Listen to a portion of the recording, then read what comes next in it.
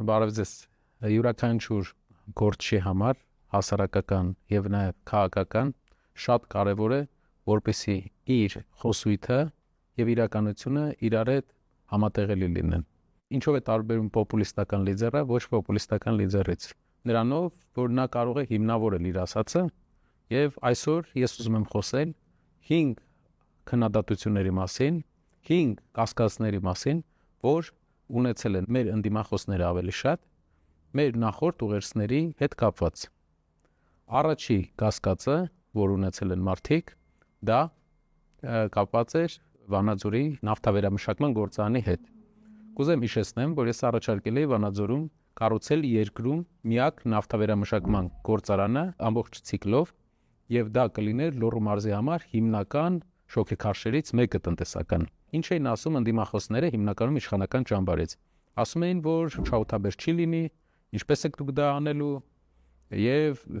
ինչ փորձ ունեք դուք, որ դա անեք։ Ուրեմն հայկական շուկայում բենզինի գինը արժե 500 դրամ եւ դիզելի գինն էլ մոտավորապես 500 դրամ է։ Համաշխարհային բորսայի հում նավթի գինը 150 դրամ է։ Տարբերությունը մենք տեսնում ենք հարկերը հանած եւ ակցիզները հանած, բենզինի գինը Հայաստանում 400 դրամ է միլիտրը։ Մի լիտր հում նավթը 150։ Խնդրում եմ ինձ բացատրեք, ինչպես տարածաշրջանում աշխարհում ամենաէժան նավթի հումք ունեցող տարածաշրջանում միջին արևելքի կողքը գտնվող երկրում կարող է ոչ շահութաբեր լինել նավթավերամշակման կոմբինատը, եթե մենք ամենաթանկ բենզինը ունենք տարածաշրջանում եւ ամենաթանկ դիզելը։ Ամենաթանկ բենզինը եւ ամենաթանկ դիզել ունեցող տարածաշրջանում, որտեղ հումքը ամենաէժանն է։ Տարբերությունը, որ դուք հասկանաք, հում նավթի եւ բենզինի հարաբերակցությունը մոտ 80% թանկացում է գնում, այսինքն 80% բենզինը ավելի թանկ է, եթե վերամշակենք հում նավթը եւ դրա մի մասը ստանանք բենզին, դրա մի մասը դիզել, հետո կերոսին եւ այլ նյութեր։ Ես կարող եմ հղումում ներկայացնել բոլոր հաշվարկները, մենք ունենք բազային հաշվարկ, որը տնտեսագետների, հետաքրքրված տնտեսագետներին կարող ենք ներկայացնել, հրավիրել, որպեսզի դուք վստահ լինեք, որ մենք հաշվարկված ենք խոսում, պոպուլիստական ոչ մի բան չենք ասում եւ նման չենք պոպուլիստական լիդերներին, որոնք երբեմն ղեկավարում են մեզ։ Երկրորդ կասկածը մեր խոսքերին, որ մենք լսում ենք, դա Սևանի հետ կապված։ Սևանում ես առաջարկեցի, որ պետք է մենք կարողանանք ձկնաբուծարաններ կառուցենք, կարողանանք թույլ տանք ձկնորսության հետ կապված քվոտավորված ձկնորսության գաղափարը մտցնենք։ Շատերը ասեցին, որ Սևանը չի սառում, անգամ մի քանի մեմ կար, կարող եմ ներկայացնել ձեզ մի բան։ Եթե դուք Սևանի տարածաշրջանի ժողովրդի հետ խոսեք, իրենք կասեն, որ միակ լավ շրջանը երբ աշխատանք կա, դա ամառային շրջանը երբ տուրիզմ է։ Չկա այլ ընտրանք աշխարհում տուրիստական ուղղությունները զարգացնելու, քան սեզոնայնությունը երկարացնելն է։ Ձեր կարծիքով ինչու է օրինակ Կովկասում ամենամեծ Սոչի նավահանգստում համ ամառային հանգիստ ծովում, համ անցկացվեց ձմեռային օլիմպիադաներ, որովհետև Ռուսաստանն էլ հաշվարկով տեսավ, որ չունենալով ձմեռային տուրիզմ Սոչիում, Սոչի երբեք չի զարգանա եւ միայն սեզոնային տուրիզմով ոչ մի մեծ ցանց չգա այդ երկիր։ Նույնն էլ մենք առաջարկում ենք Սևանի համար, կոնցեպցիան բարդ է լինելու, ես հասկանում եմ, որովհետև կլիմայական պայմաններ կա, բայց Սևանի սահմանակից շրջաններում ես վստահ եմ Սևանա լճի սահմանակից կան զոնաներ, որտեղ մենք կարող ենք զուգակցել եւ ձմեռային տուրիզմը եւ ամառային տուրիզմը։ Ձմեռը լեռնադահուկային եւ այլ տեսակի տուրիստական գործունեություն, իսկ ամառը օգտագործել մեր լճի գեղեցիկ պատկերը։ Շատ կարևոր է, որ բոլորս հասկանանք, հարգելի հայրենակիցներ, երբ մենք առաջարկեցինք ձկնաբուծարանը, ասեցին էկոլոգիայի հետ կապված կարող է խնդիր լինել։ Եթե ձուկ մի աճացրեք Սևանում, էկոլոգիայի խնդիր կլինի։ Ձուկ մի բռնեք, Սևանում ձկները կավարտվեն։ Տուրիզմը մի զարգացրեք ձմեռային, որովհետև ձմեռը ցուրտ է այդտեղ։ Լավ, ինչ անենք Սևանում մենք։ Ուղղակի գնանք, ասենք, լճին նայենք ու խոզի խորոված անենք։ Երրորդ կասկածը, որ մեր խոսքերից ունեցան մեր օպոնենտները իշխանությունից, դա նա էր, որ Մեղրիում մենք առաջարկել էինք ջերմաէլեկտրակայան, երկու բան ասեցին, եթե ձեռնտու լիներ, տաշիր արդեն կաներ, ինչու չեք անում, եւ երկրորդը, որ այնտեղ չկան ենթակառուցվածքային այդ հնարավորությունները։ Հարգելիներս, ջերմաէլեկտրակայան մանի տեխնոլոգիայով մենք արդեն անում ենք Հրազդանում,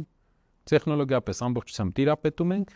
եւ տեսնում ենք, որ մեղրին հենց անվայրն է, որտեղ պետք է լինի, եւ հենց մեղրին են կընտրել, որտեղ ենթակառուցվածքային առումով նա իդեալական հնարավորություն ունի կպնի Իրանի հետ։ Վստահ եղեք, որ այդ գործը մենք անում ենք հիմա, դա շահութաբեր է, հետաքրքիր է եւ Հայաստանի մասշտաբով, եթե բարտերային մեխանիզմը մենք զարգացնենք մեղրի սահմանին, մեծ ջերմաէլեկտրականներ, շատ ջերմաէլեկտրականներ սարքենք, դրանով մենք շատ էժան գազի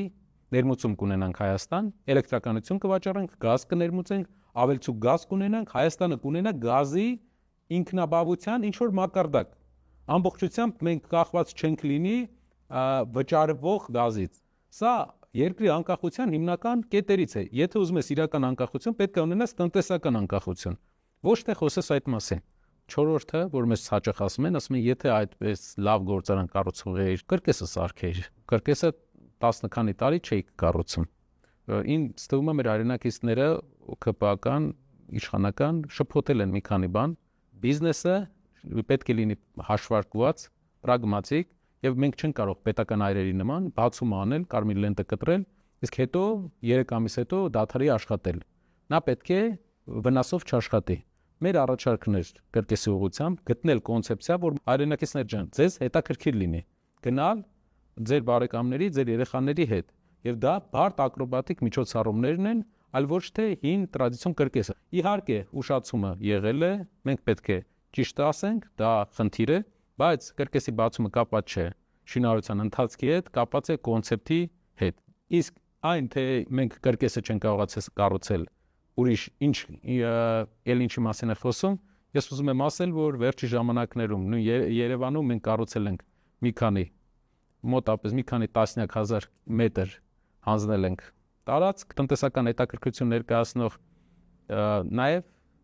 Կոտայքի մարզում, 2 արտադրամաս Արարատի մարզում, 2 արտադրամաս Լոռվա մարզում, մի գործարան, այսինքն անկերությունների խումբը եւ մեր թիմը ունի ամենամեծ փորձը պրոյեկտներ իրականացնելու մեր երկրում այս պայդրությամբ։ Պետական այրերը կարող են գալ կարմիր լենտը կտրել, հետո պետության հաշվին վնասով այդ աշխատի։ Մենք չենք կարող մեզ թույլ տալ, որպեսզի որևէ կոնցեպտ երկրում վնասով թողենք, վնասով աշխատի։ Այդ իսկ պատճառով մեր հիմնական յուրաքանչյուր կոնցեպտի վրա մենք աշխատում ենք, որ հանենք շահութաբերից։ 5-րդ կետը, որը էլի հետաքրքիր է, կարծում եմ, եւս կուզեի ձեզ ներկայացնել, կապված է, երբ ես արտահայտվեցի, ասեցի, որ Հայաստանում անկում է ապրում գյուղատնտեսությունը, ինձ ասեցին, բեր հիմնավորումներ, բեր թվեր, Նարեկ ջան, ինչպես է անկում ապրում, ուրեմն կենտրոնական բանկի օֆիցիալ տվյալներով։ Իրական աճը ոչ գնաճային, այսինքն ոչ թե գներն են աճել, այլ իրական աճը գյուղատնտեսության 2019 թվականին մենք ունեցել ենք 5% անկում, 2020 թվականին ունեցել ենք 3% անկում, 2021 թվականին ունեցել ենք 0% անկում, 2022 թվականին 0.7 եւ այլն։ Այսինքն քաղաքացիական պայմանագիր կուսակցության իշխանության ժամանակ իրենց կողմից իսկ նշանակված ղեկավարով կառավարվող կենտրոնական բանկի օֆիցիալ վիճակագրությունը ցույց է տալիս, որ մոտարապես 10% մեր գյուղատնտեսությունը 21-րդ դարում անկում է ապրել։ Ինչ է այս ամենը ասում, որ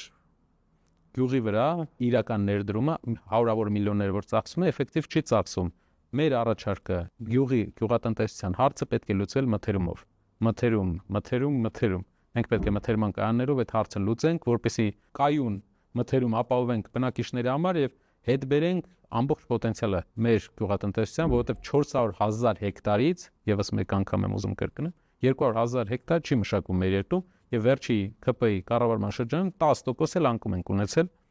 ըստ կենտրոնական բանկի վիճակագրության։ Նաեւ տվյալներից մեկը ամենաառաջի վիճակների ժամանակ, ուղերձների ժամանակ, երբ ես ասացի, որ բնակչությունը մարզերում անկում է ապրում, ինձ ասացին, որ ոչ Նարեկ ջան, տեսեք, ցույց տվեցին վիճակագրությունը, թե ինչպես է մի քանի մարզում կա բնակչության աճ։ Արգելի հայրենակիցներ, հղումում մենք կարող ենք կցել։ Բնակչության աճ կա այն մարզերում, որտեղ եկել են Արցախի մեր հայրենակիցները։ Վստահ եղեք, արգելի հայրենակիցներ, որ այն թվերը, այն տվյալները, որ ես ասում եմ, մի քանի անգամ ստուգված, մի քանի անգամ մեր մեջ փորձված տվյալներ են, որպեսզի վաղը մենք չունենանք ոչ ճիշտ, ոչ մտածված խոսքերի համար պատասխան տալու կարիք, որովհետև մեր բոլոր խոսքերն են ու գործարների մոտ դա համընդհանուր է, բոլոր խոսքերն էլ ունեն արժեք։ Ինչով եւ մենք տարբերվում ենք շատ պոպուլիստական քաղաքական գործիչներից։ Շնորհակալություն։